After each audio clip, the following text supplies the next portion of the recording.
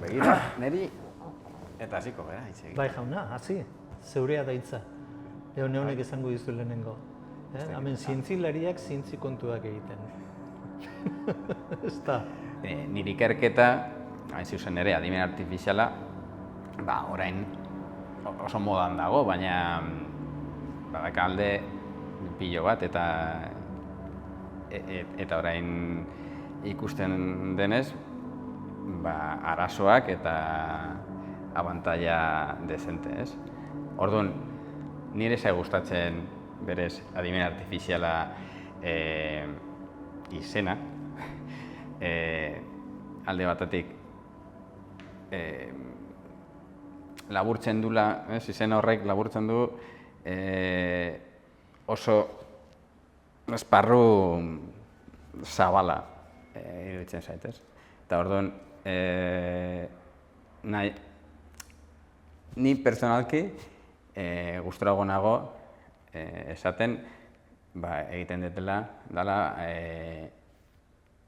aplikazio asko, baina adimen artifizialaren bidez beste arlo batzuetan. Antzerako zerbait esan dezaken nik ere, zergatik egiten duena ez dakit, hori hala da.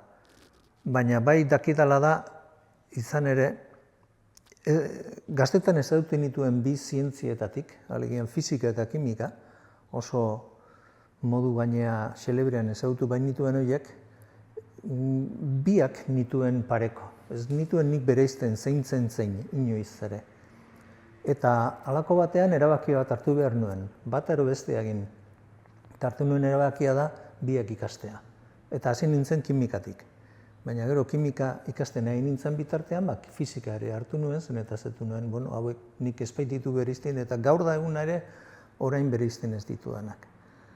Gero, lerratu nintzen alde teorikora.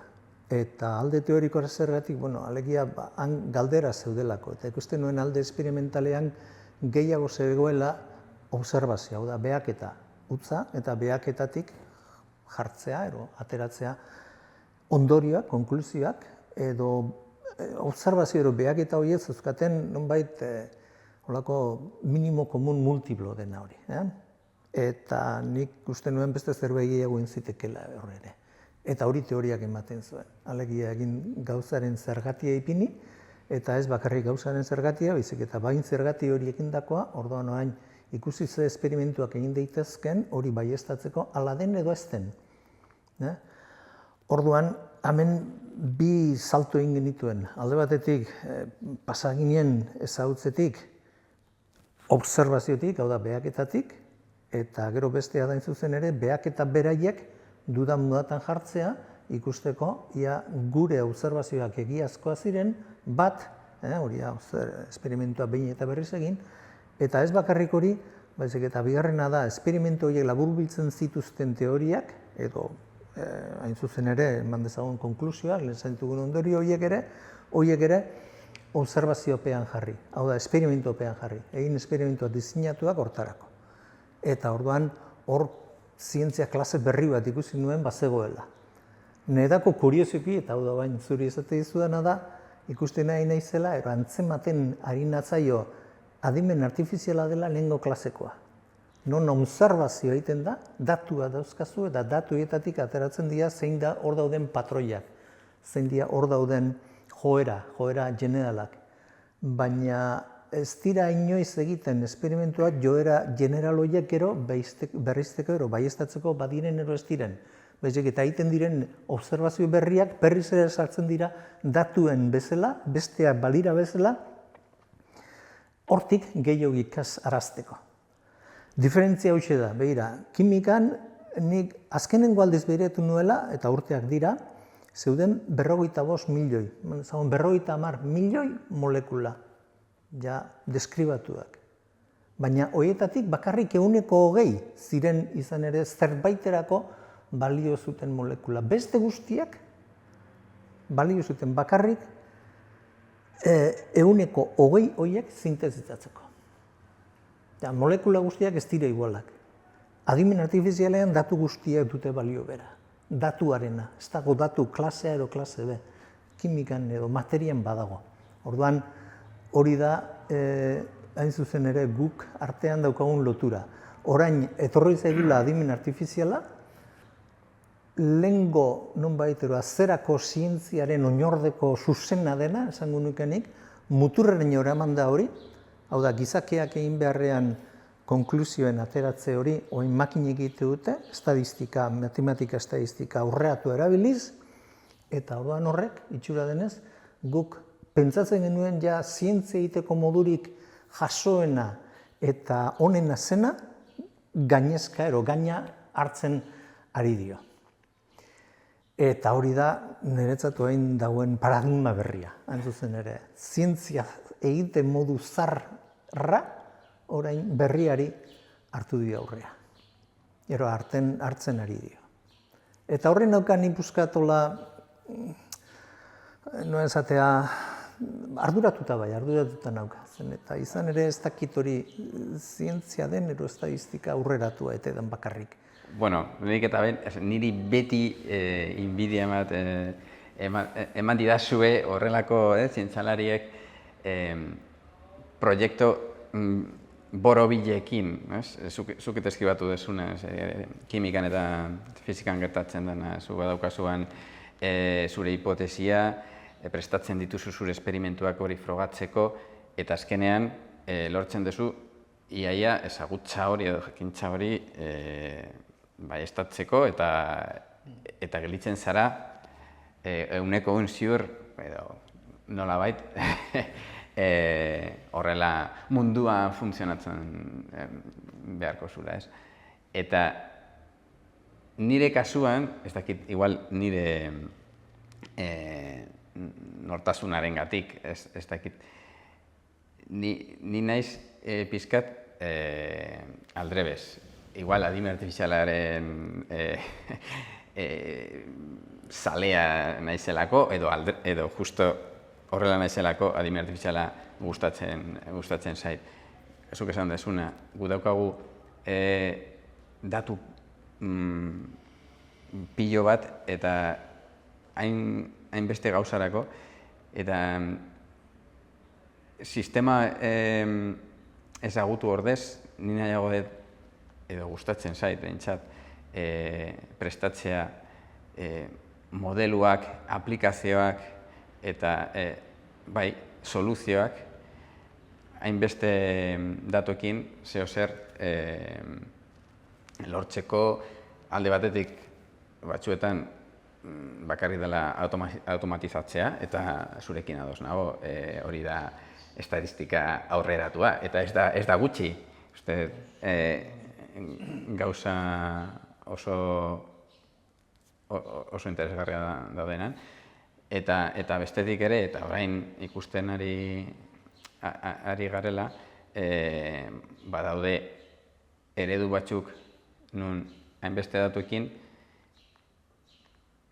gauza berria sortzen direla, ez? Eta hori oso polita da, eta hori igual lotuago dago adimenaren kontzeptuarekin, eta igual zentzu orokorrean interesgarriagoa da, ez dakit.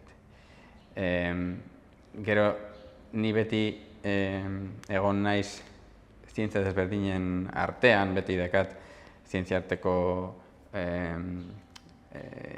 disiplina arteko proiektu bat edo gehiago nire mailan, eta gustatzen zait nola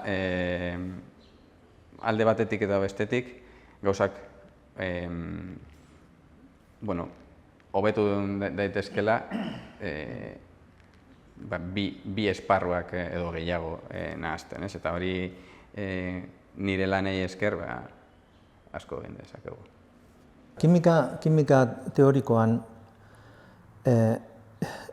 erronkak ugariak dira, eta orain dauzkagunak, orain dakizkigunak erronkak direla, agian hemendik gutxira ez dira izango, beste berri batzuk agertuko zaizkigulako. Hori askotan gertatzen da. Eta ez dut uste orain agertuko ez denik ere. Baina modu simple batean esateko, erronka latz badaukagu, eta oso potentea. Eta hauxe da, beira. Kimikan batez ere nahi dugu jakin, aztertzen dugu atomoak nola lotu egiten diran beraien artean molekulak sortzeko, espezie berriak sortzeko, materiaren transformazioa da. Baina materiaren transformazioa esan dut nola egiten den. Hau da, loturak atomoen artean batzuk apurtu egiten dira, hautsi egiten dira, eta berri batzuk formatu. Orduan hor daukagu transformazio dinamiko bat. Bueno, transformazio dinamiko hori mekanika kuantikoak azaltzen du. Eta ja mekanika kuantikoarekin nekoa jabetuta gara. Baina jabetuta ez garenarekin da mekanika kuantikoaren alderdi makroskopikoa. Atomoak bai, baina milioika milioi atomo euskagunean, orduan ez dakigu, hain zuzen ere nola igo, nola itzuli, alderdi maila honetan, nivel atomiko honetan gertatzen dena, maila makroskopikoan gertatzen dena esplikatzeko. Hor daukagu utxune handi bat. Utxune hori bete egin behar dugu nolabait. Eta hori da gaur egun ez dakiguna egiten. Eta hortan ari gara. Orduan hor dago, zuei agian ezaguna egingo zaizuena, hain zuzen ere da metodo estadistikoa, mekanika estadistiko ipini behar dugu. Ez da matematika estadistikoa, eta matematika, fisika estadistikoa. Fisika estadistiko honek, oraindik ez du, hain zuzen ere utxune hori bete izan, ez du oraindik bi horiek zubitu, zubia ez du eraiki. Eta hori izango da, nik uste dut, datozen urtetako erronkarik handiena, ez dakit lortuko dugun inoiz horrelako zulo handi hori betetzen, eta ez dakit gainera nola egin daitekeen hori. Hor daude orain olako kantu batzuk eta zea batzuk esanaz bai hori konputazio kuantikoak egin lezake. Baina nik hortan utziko duk, egin lezake. Baina ez dakit zein diren baldintzak egin dezan. Nahi nuke esan honek konputazio kuantikoak egin dezake. Baina ezin dut hori esan dezakean bakarra momentu honetan da egin lezake. Eta hortan jardungo gara, posik asko bortiotu. Oso teoria politak eta kreatiboak dira. Sorkuntza handia dago, ez bakarrik artetan, hemen ere bai, badago. Sorkuntza eta zorlari direnak pilo bat. Hain zeu. Bai, eta gero dago alde teorikoa. Eta alde teoriko honetan, bai enpresa poteretsuetan eta bai unibertsitateetan eta zentro ikerlari zentroetan ikasten ari dela da ea gai gara egiteko adimen artifiziala orokor bat. Eta horrek esan nahi du ea makina bat edo nolabait software bat edo egin dezakegun hainbat gauza egiteko aldi berean eta erreakzionatzeko bereziki egoera berrietan. Eta hori oso erraza da guretzako gizako bezala, baina hori benetan zaila da makinantzako erabiltzen baitugu bakarrik estatistika aurreratuen modeloak. Eta hain dago gakoa.